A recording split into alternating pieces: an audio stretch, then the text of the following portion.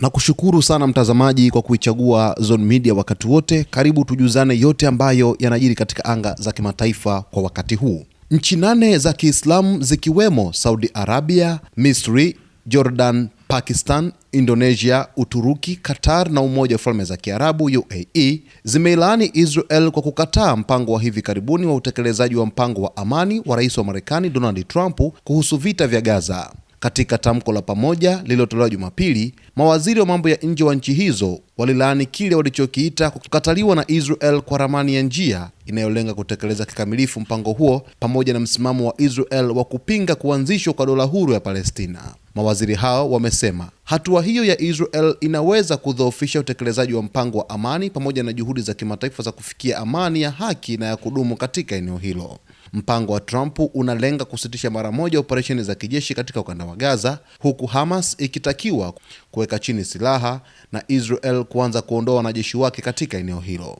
Mpango huo pia unapendekeza kujengwa upya kwa Gaza chini ya utawala mpya wa raia wa Palestina.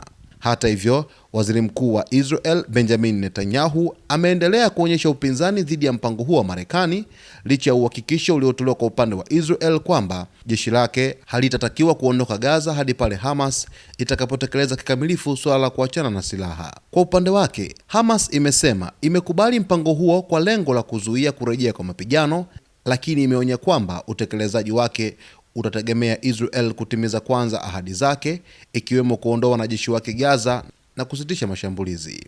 Msimamo huo wa Hamas pamoja na kukataliwa kwa mpango huo wa Israel umeongeza wasiwasi kuhusu hatima ya juhudi za kusitisha vita na kufikia makubaliano ya kudumu katika ukanda wa Gaza. Kuna mpasuko mkubwa ambao unaendelea katika mpango huu wa Gaza kwa hivi sasa, kwa sababu mpango wa amani wa Rais wa Marekani Donald Trump kuhusu vita vya Gaza unalenga kuleta amani katika nchi ya Palestina, lakini unalenga kuanzishwa kwa taifa huru la Palestina, lakini pia unalenga zaidi kuwavua silaha Hamas na Israel kuondoa vikosi vyake katika ukanda huo wa Gaza. Lakini bado kumekuwa na ugumu kidogo wa kutekeleza sera hizi ambazo zimewekwa na Rais wa Marekani Donald Trump katika mpango wake wa amani, lakini pia Israel inaona kwamba ni kitu kigumu sana ikiongozwa na Waziri Mkuu Benjamin Netanyahu ambaye kwa kiasi kikubwa anaupinga mpango huu wa Gaza kwa 100%. Israel mpaka hivi sasa inaonekana itakuwa ni vigumu kwake kuondoa vikosi vyake katika ukanda wa Gaza, ikiwa hadi sasa hivi operesheni za kijeshi zimekuwa zikiendelea, japokuwa si kwa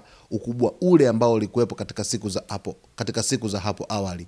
Vifo vimekuwa vikiripotiwa siku hadi siku, lakini majeruhi wamekuwa wakiripotiwa, watu wengine wakikosa mahitaji muhimu kama chakula, malazi na mavazi na huduma za afya. Lakini vile vile hata hizi nchi 8 za Kiislamu kupitia mawaziri wake wa mambo ya nje wamelaani sana kitendo cha Israel cha kukataa mpango huo wa hivi karibuni wa utekelezaji kuhusu vita vya Gaza.